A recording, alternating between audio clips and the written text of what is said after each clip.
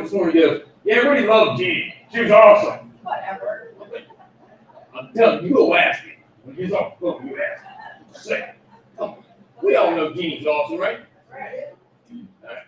Was Chris okay? Was he here? Yes, Chris, I'm sorry.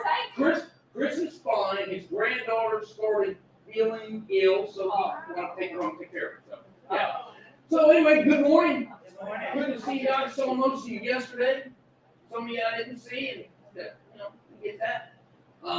But it's always good to be here with you guys. And my dear friend Karen's in town. I always love seeing her because you know what? She's like Disneyland on legs. She's like the happiest place on earth.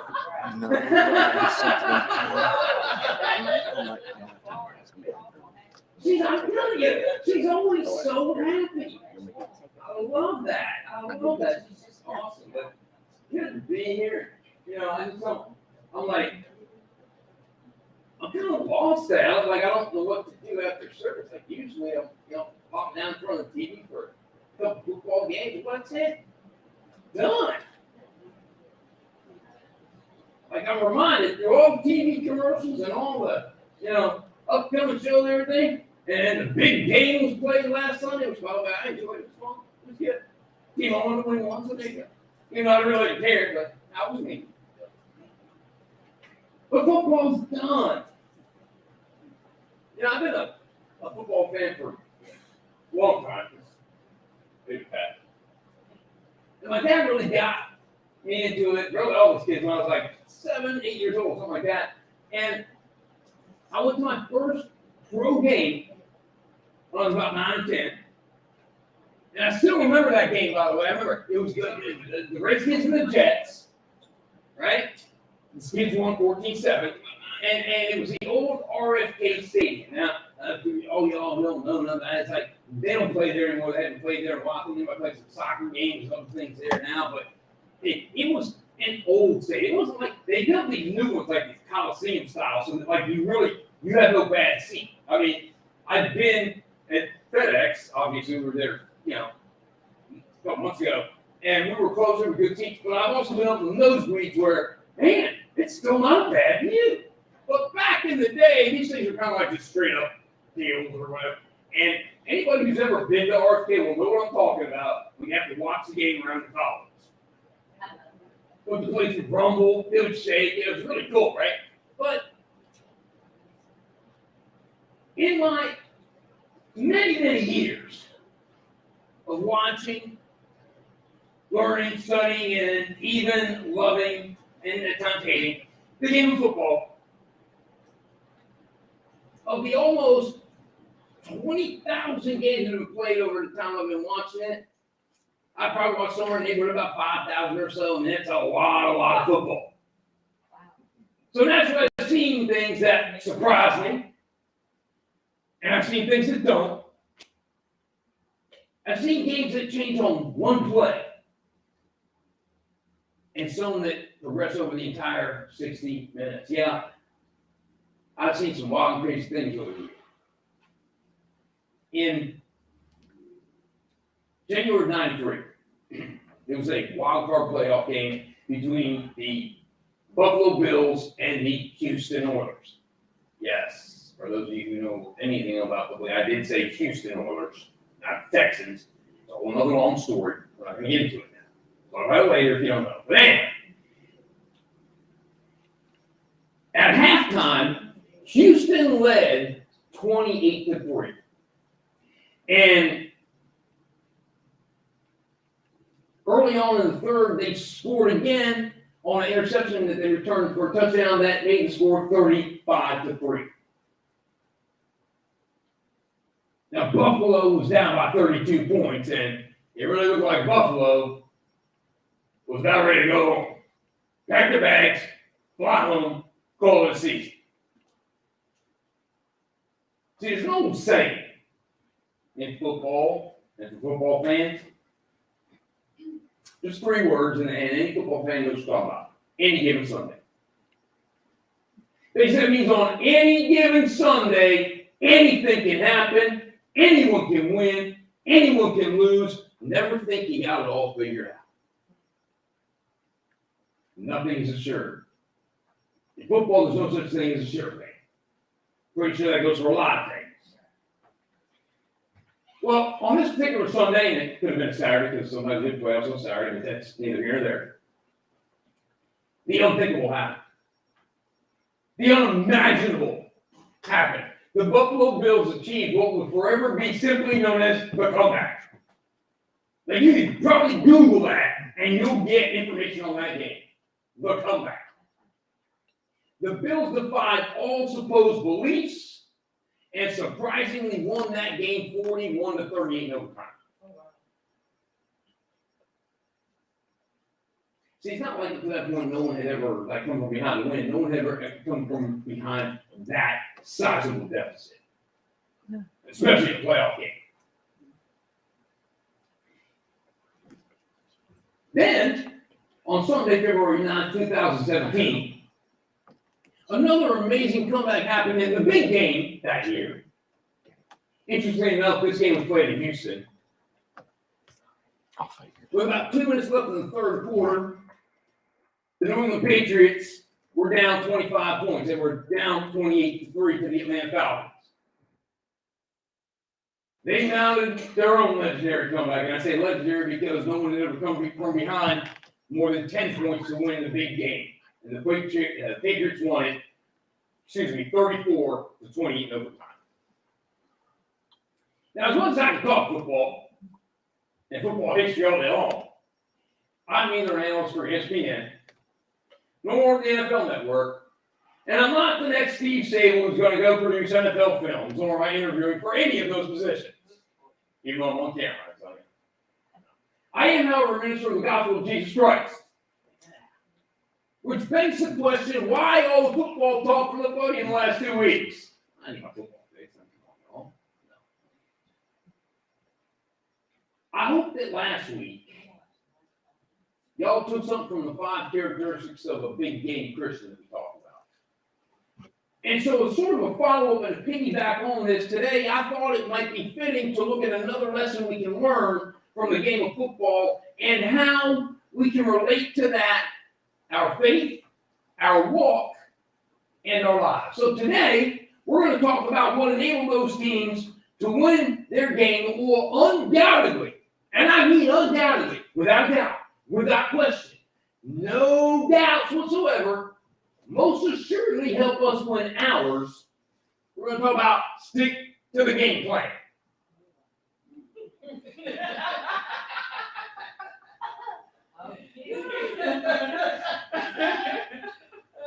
I watch the whole game instead of the last 5 minutes? Oh, Jesus.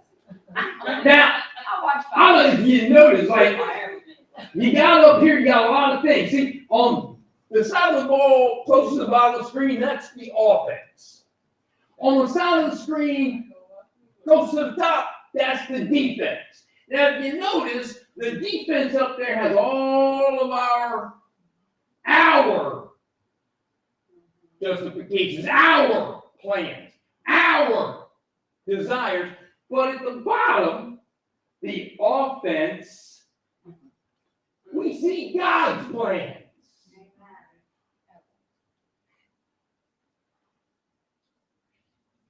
Make no mistake about it. And I do hope that when we're done today, you'll see that if we stick to the game plan, despite all the varying challenges we face, we will finish the game well and find ourselves victorious. Now, this is one you sent me the other day, and I can't remember off the top of my head. It comes from a book from some pastor. Do you remember? I meant to put it in my notes and I didn't, so forgive me. This isn't an original play. I wish I could do stuff like that. I just borrowed it from somebody, and I'll look it up later and tell y'all, but it's just want to give credit. And I missed that out because I forgot who it was in there. But anyway, so Paul writes in his second letter to his protege Timothy, he says, I have fought the good fight. I have finished the race, and I have remained faithful. And now the prize awaits me. The crown of righteousness which the Lord, the righteous judge, will give me on the day of his return. And the prize is not just for me, but for all who eagerly look forward to his appearing. Now, if you remember, last week, our main scripture reference was from Paul's letters to the churches in Corinth and Philippi, where he was talking about running the race. Remember? Running the race to what? To win. To win the prize and enduring hardships, focusing on what lies ahead, forgetting what is behind. Folks, y'all going to lose some races in your life. You're going to have some 4th and 25s. You might lose a game or two. But when you're faced with the next race, when you're faced with the next game, when you're faced with the next set of downs, you have to forget those things. See, again, watching all the football, I see a guy who will blow a play horribly. You know what the coach does almost every time? Next chance he gets, he goes right back to that guy. Why? Because he needs to know that this guy's put that behind him so he can move forward. Sometimes you think you've blown it. Sometimes you think you haven't. Sometimes you think you got too much. You got to say, wait a minute. I'm coming right back to you. Because I have faith in you.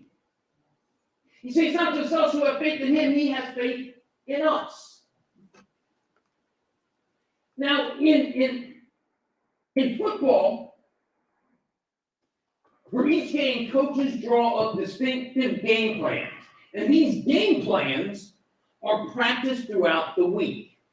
Many, if not all coaches, and I'm pretty sure all do it these days, usually do what they call scripting out the first 15 to 30 or so plays of the game.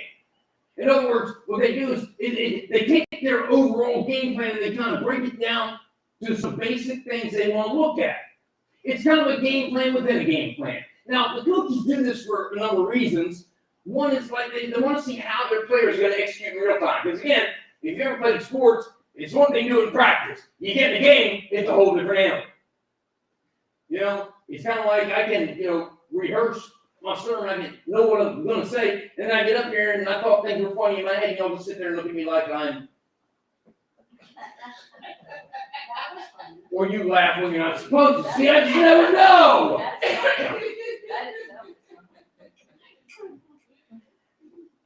They do it so they can see how the opposing defense will respond to their plays and schemes. Or on the defense side of the ball, defense coach see how the offense, handles that defensive scheme.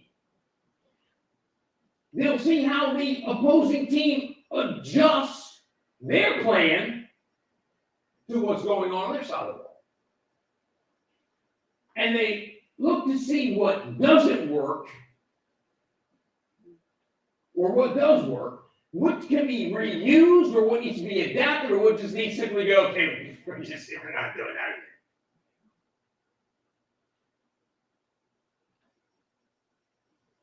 See, I think a lot of times God is like a coach.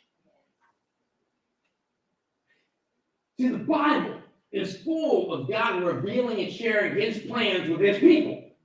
In fact, the Bible itself is God's game plan for all of humanity.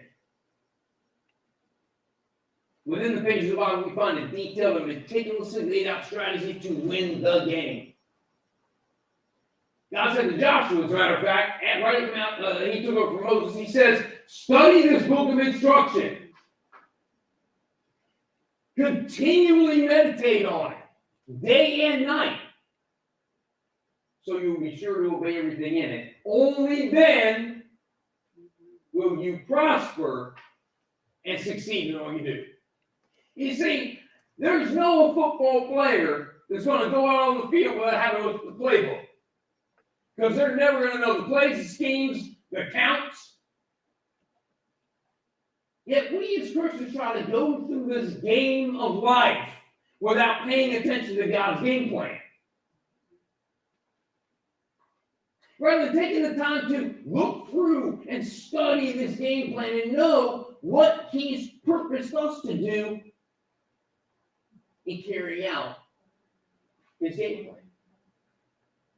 And then we wonder why things aren't going the way we thought they would. Well, And we were kind of talking a little bit about that this morning in Sunday school. About, it's one thing to, proceed with something, but are you proceeding according to plan?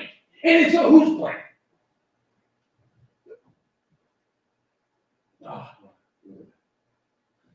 The top part of the plan or the bottom part of the plan? Because that's the question. We have to seek God. We are in a contest, whether we like to look at it or not, and it's a contest with eternal consequences. We're not trying to win some big shiny trophy or some big gaudy ring. We're trying to win a crown. A crown of righteousness that cannot tarnish, that cannot be stolen, that cannot ever, ever, ever be taken away. Because once he who gives it to you, there ain't nobody powerful to take away from it. And by the time you get it anyway, you're in a place where nobody would. Because they got their own. Ain't nobody gonna be looking at it going, man, look at her crown. I wish I had one.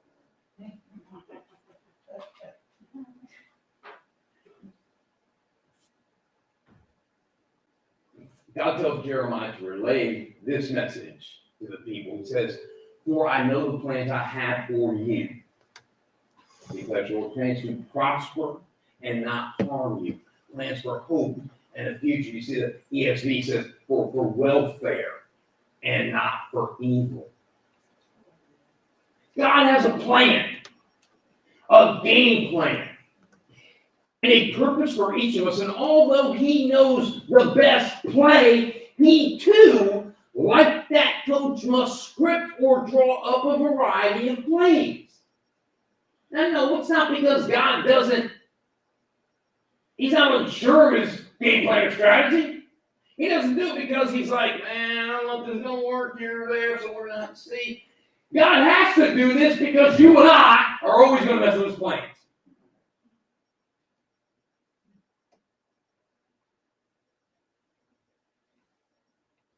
But God scripts out certain plays because, see, God knows that because of free will. We may not always execute the plan well. I don't know about y'all, but man, I can count. Well, I can't count that high. How many times I haven't executed God's plan well? Sometimes I go there, all right, but a lot of times I'm like, this snap count, false start, maybe jump offside a time or two. I know y'all are going, what is he talking about? Is that the football thing? I don't know. Just go with it. God also knows that the enemy will put up a strong defense and he will scheme well. Now, he and I were talking about this the other day. I got this thing out, and maybe she's got it thing in her head too. But we were talking a bit about how we have, over the course of history, been distracted by the fire and brimstone aspect of who the enemy is. We think we always going to see him coming. We think we're going to recognize him in a moment. But, and I don't mean this to judge anyone. I don't mean, I really asked, Gina, asked ourselves this question. I'm still, if I'm going to be honest, would you know the difference between Satan and Jesus if they were standing in front of you?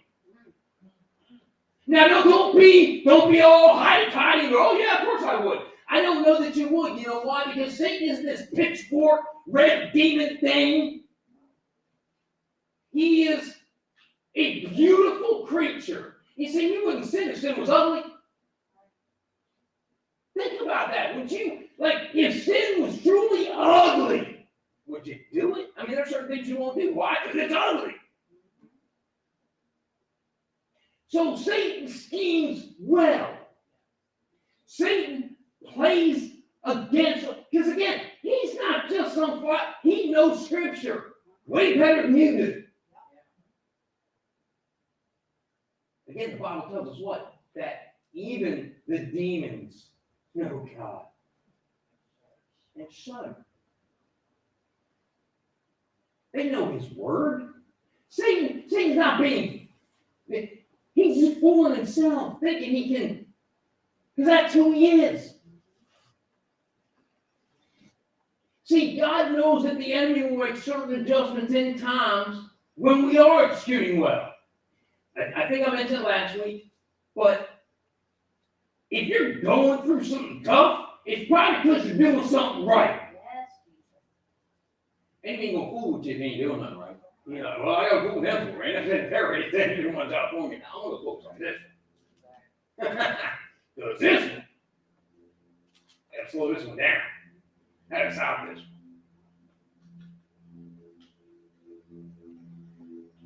And God also knows that as we mature, our gifts and talents will self-adapt, becoming more natural responses, and we will be able to continue on. So God scripts out these plays in our lives. Now, when a coach begins drawing up his game plan, he doesn't do it arbitrarily on a whim. He and his other coaches spend countless hours watching, studying, analyzing films of opponents, as well as drawing from previous experience against that team or coach. Like, the season's over now. Coach are taking a little bit of break. But in a couple weeks, they're back in the office, rewatching everything from the past season. So they can begin to prepare for the training camps and the players that are coming in new, or to readapt their playbooks, or whatever. These guys take the time. The coach painstakingly works through a variety of situation scenarios as he maps out his game plan. And in the end, he comes up with the best plan for that contest. Well, God's the master coach. He's written the ultimate game plan and knows exactly what will work and what won't work, as well as when it'll work and when it won't. Isaiah writes, "The Lord Almighty has sworn, surely as I have planned, so it will be. And I have purpose, and as I have purpose, so it will happen." See, God doesn't doubt that his plan will be fulfilled. He didn't give us the end of the book because he wasn't sure how it was going to play out. He gave us the end of the book to say this is what's going to happen. And he gave it to us so we can look and we can decide are we going to be a part of that or apart from it.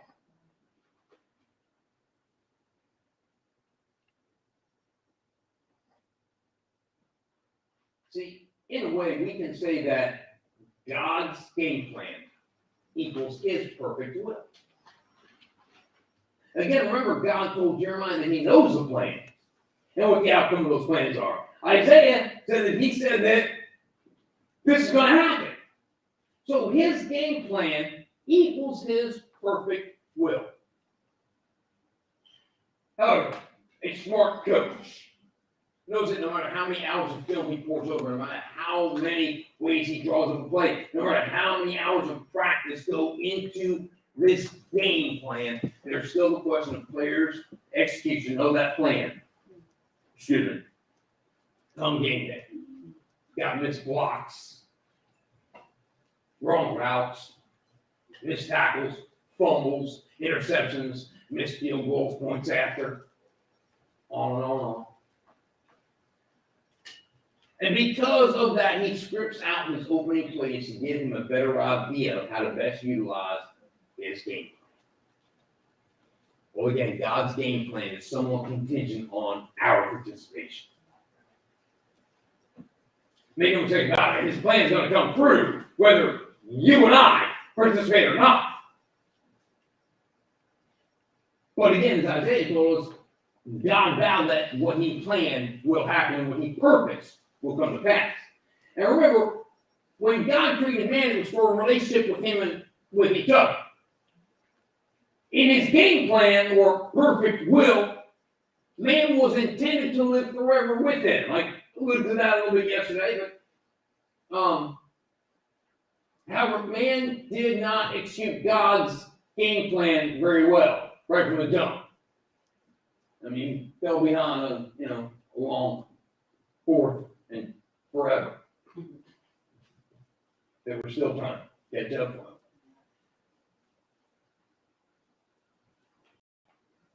So sin entered the world, separating man from God. So God had to make an adjustment. So we could say that man's execution equals God's permissive will. See, God's game plan didn't change.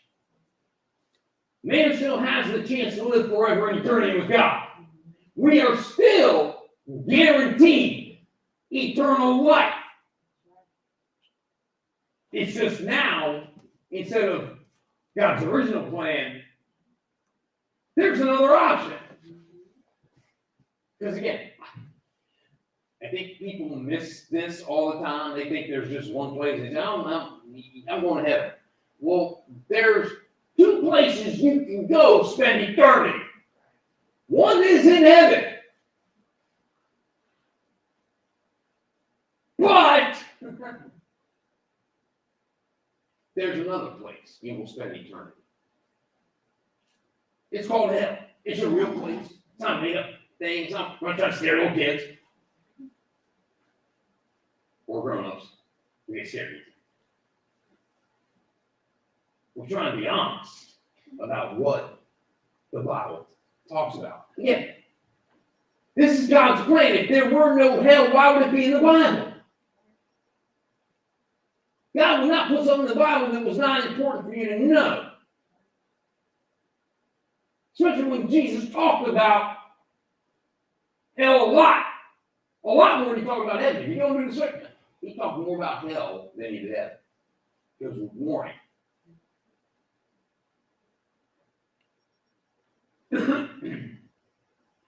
So God's plan has never changed. It just came from a different play, or a different variation of a play, if you will, within his game plan. See, Paul writes, God always does what he plans. And that's why he appointed Christ to choose us. You see, God knew that if this happened a certain way, which was likely to, he had a contingency, he had a back. And really, that's not it. This was God's plan all along. This was his plan within a plan. He said, okay, I got this. And again, go back to Genesis 3. I'm telling you, this is the first time, in the first 3 chapters of the Bible, the first time Jesus is mentioned, not by name. You have to read, you have to see, but it's there. He's there. God said, all right, I want to see. He stepped in. All right, they fell for it, no problem. But let me tell you what's going to happen. My boy's coming. And when he does, you're going to have a headache for a very long time. Yeah, I'm paraphrasing.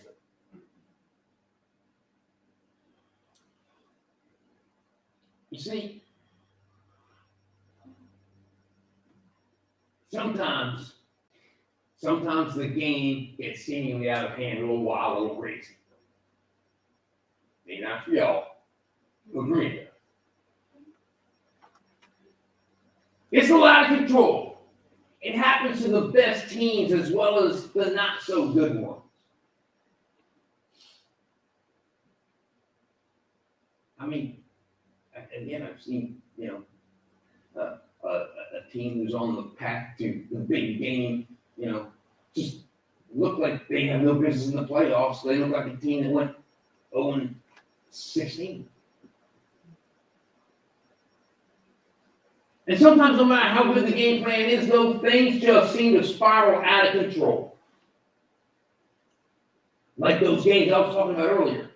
See, during halftime, coaches, especially those trailing at the half, make important halftime adjustments to support or solidify the game plan.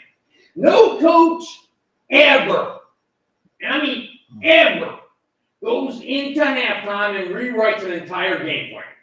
They don't scrap the plan they had. That would be game suicide.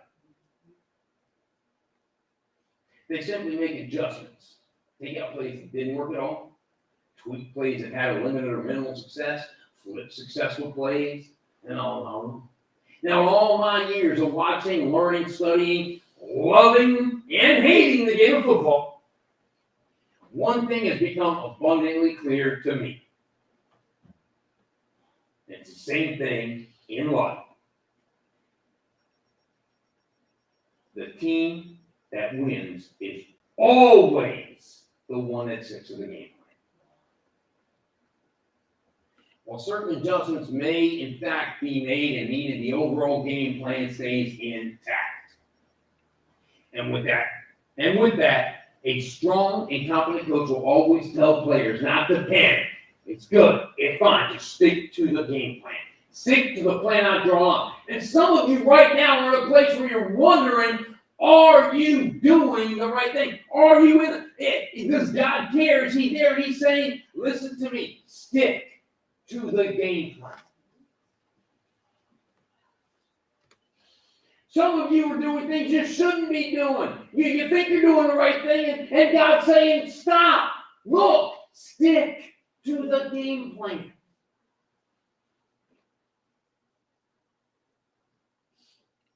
It's a good game plan. And although it may not seem like it, if you, like these teams, remain confident, trust the coach, and remember how to effectively execute the plays, the game plan will be successful.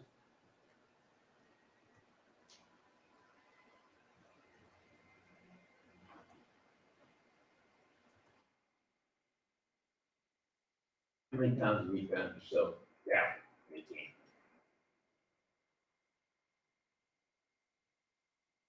Some of y'all aren't there now. How many times have you begun to wonder if this was even a winnable game to begin with? How many times have you been frustrated by numerous 3-and-outs? In football, that means you get 4 downs and you get out a third. Just make sure. Been frustrated by punts, penalties, and turnovers. How many times have you gone to the sidelines and hung your head wondering what in the world is going on here? Do I even belong? If we listen, we'll get an amazing pep talk.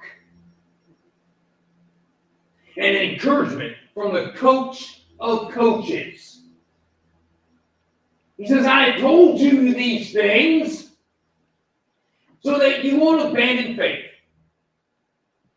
I am telling you these things now so that when they happen, you will remember my warning.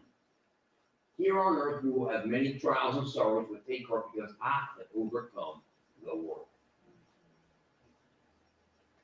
That sounds like a plan to you? Because it sure sounds like one to me. There's nothing, I'm telling you, nothing. That's not a thing. That's not one thing. That's nothing. No thing. There's not a thing he has not planned for or prepared for. If you can think it, he's got a counter for it. Even if you can't think it, he's seen it. And he's got a plan for it. He's prepared for it. There is nothing that will come as a surprise. There's nothing God looks at and goes, oh, man, didn't see that coming. Oh, that came about surprise. Nothing. I know sometimes it feels like it, but honestly, there is nothing that surprises him because he sees it all. And if we pay attention, he has given us exactly what we need to overcome, get through, get past. Again, he's not going to always take you out of the fire, but he will jump in it with you.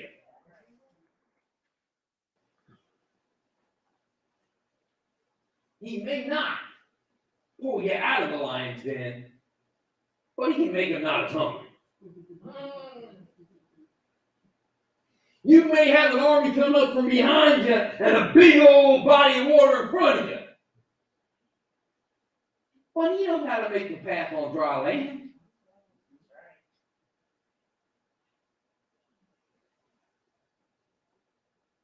We can't forget, this ain't his first rodeo. He's been doing this since he created us.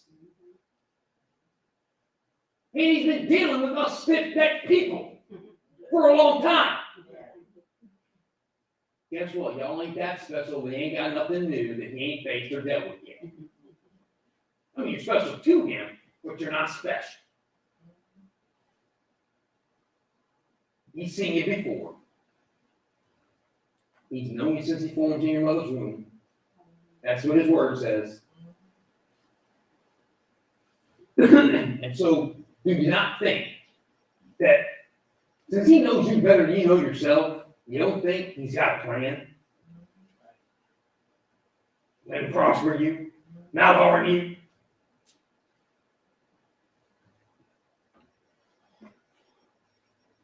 He is so confident of his game plan.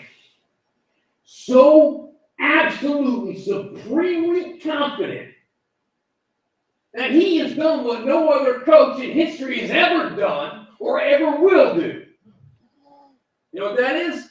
He's made sure that it was readily available to all who would ask, seek, and desire, and put it in writing. It's his playbook, his holy word, that'd be the Bible. You want to know his plan?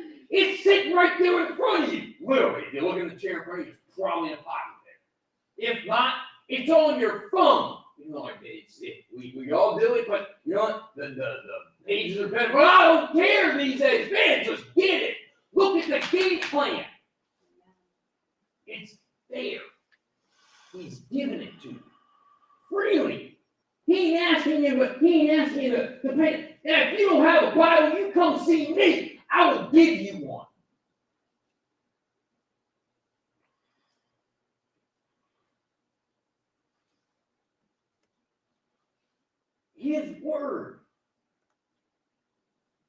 His word is for you and you alone, but it's for us as his people. He wrote that book just for you.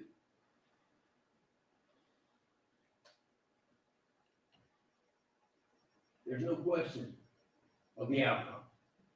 There's no doubt of the effectiveness of his game plan. You know how I know? Because it's in there. I've seen the same plays over and over.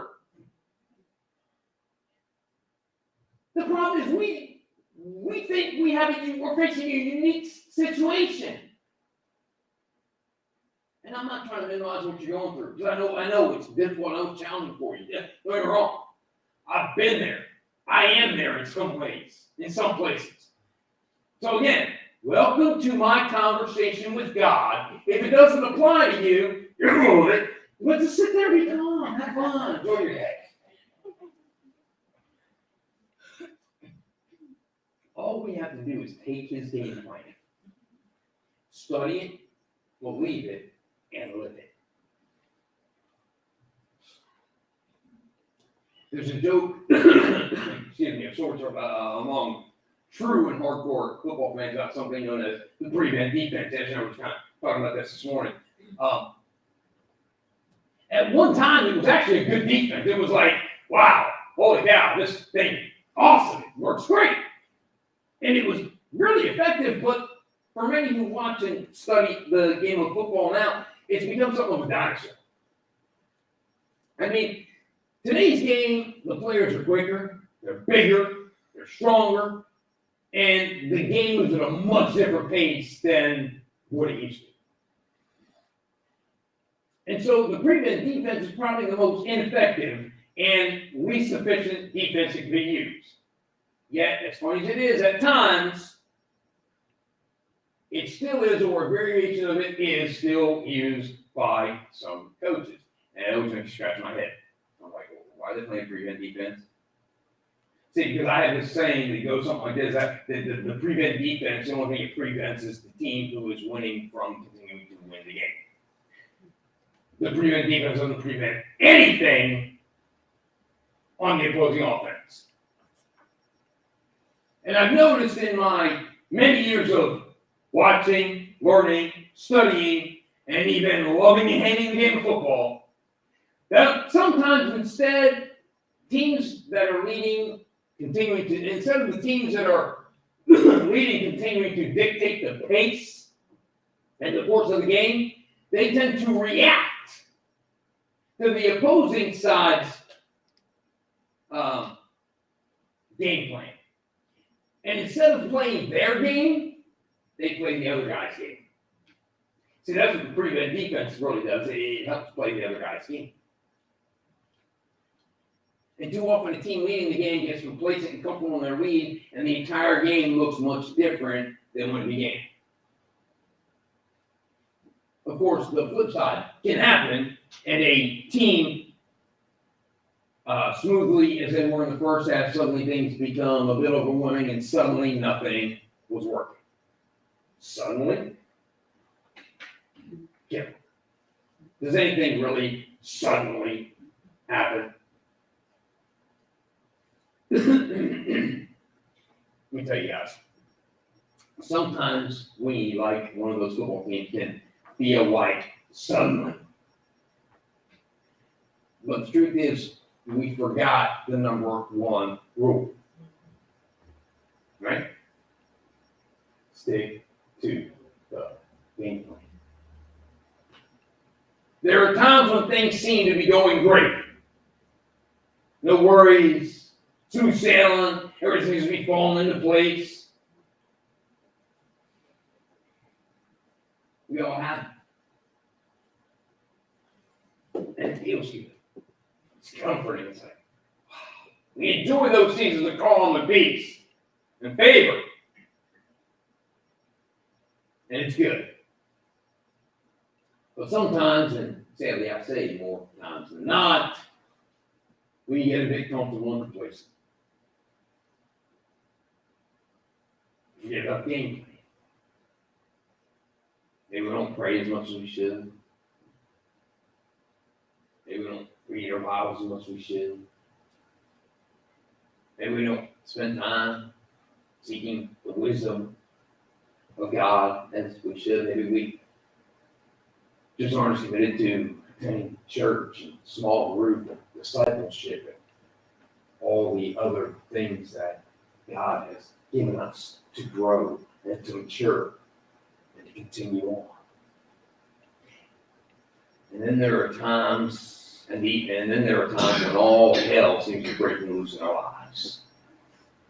Sickness, money issues, marriage trouble, family problems, work stuff. Nothing seems to be going according to plan.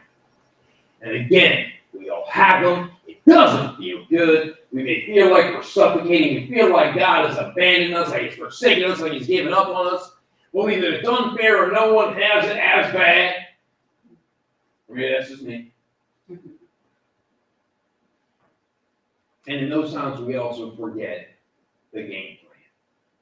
Instead of praying and praying more, instead of going to God's Word, surrounding ourselves with people that He's put in our lives that can uplift us and support us and strengthen us and give us help.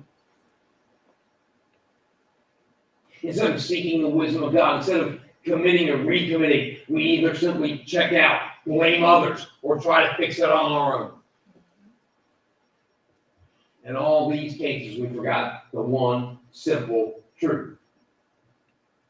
Stick to the game plan. It's going to be hard. Yeah, sometimes the defense seems to have it figured out. Sometimes the defense seems to be, I don't know, man, the blitz is heavy, and you just seem to be taking the sack, or you seem to be stuck in the pocket. That's okay. Stick to the game plan. See, we see about this much of it. God sees all of it. You know the stockade style fences. You've seen them, wood vines, everything out of vinyl out of it. But the old ones had little knot holes in it, right? You can look through the knot hole, see through the fence, right? But if you notice, it's a different view looking through that little knot hole than if you get up over that fence. and look out over the top. See, because that knothole only gives you a limited view. You may see straight ahead and a little here and there, but you can't see the entire landscape. But you get up over that fence, you can see everything that's out there. See, we look through a knothole. God looks from above. He sees things we don't see. He's got the game plan because he can see the entire game. The author of Hebrews writes, "Let us also lay aside every weight and the sin that clings so closely, and let us run with perseverance the race that is set before us."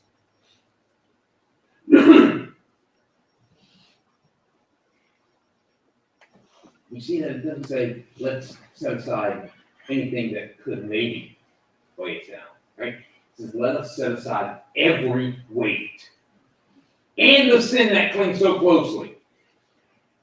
You see, we get it. You're going to face these. Again, like Jesus said, you're going to face the struggles saying, hey, nobody's diminishing what you're going through, but we have to set these aside, put them in the hands of the one who can carry it.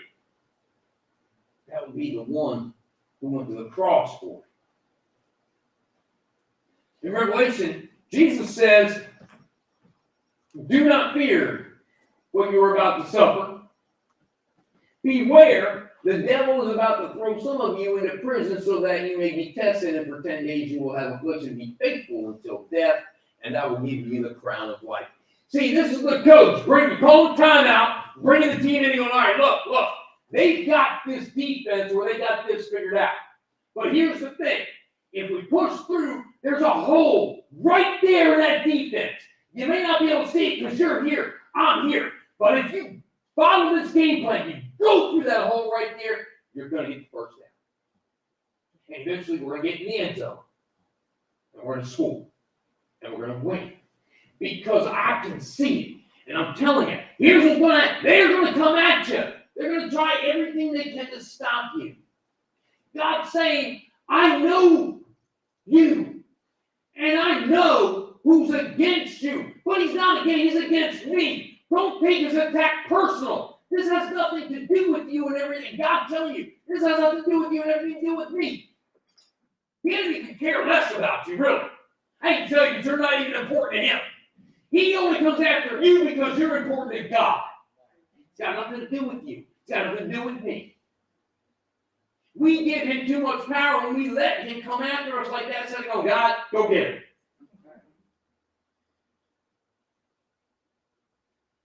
Again, I told you earlier. He's only messing with you because he knows you're close to God. If he ain't messing with you, it means he doesn't need to fool with you because you're not really a threat to anything. And he can't, he's not messing with you, it means like, well, he doesn't think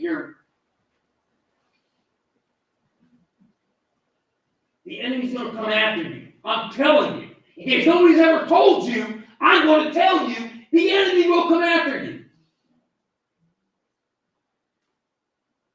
And again, it's not about you. It's not personal. He doesn't care one way or another about you. He's just going through you to get to God. Which is kind of stupid because, that's like somebody going after one of my kids to get to me. You want to see your pastor forget he's a pastor? Amen. Couple Saturday ago. You heard the old saying, it's not over till the fat lady sings, right? Well, in football, we say it's not over till there are double zeros on the clock. And for us, it's not over until either our time here on this earth is done, or the king comes back to claim his victory. Which, of course, then in that case would mean our time here on earth will be done. The football competition is made of 4 15-minute quarters for a total of 60 minutes a game. 16.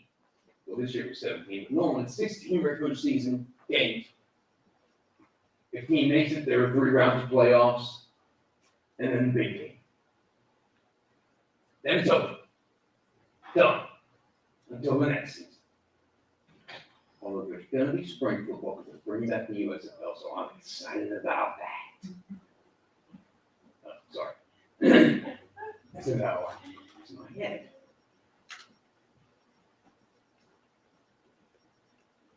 And then it starts over. The cycle begins again. The competition, the eternal game, if you will, that you and I are part of, is vastly different.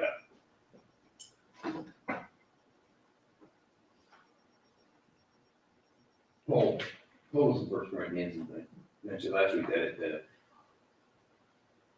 athletes are crown, athletes, the people are crowned that cannot last, but you and I, we do it for a crown that will last forever. Each day, each hour, each minute, we must fight the good fight. The good fight of faith.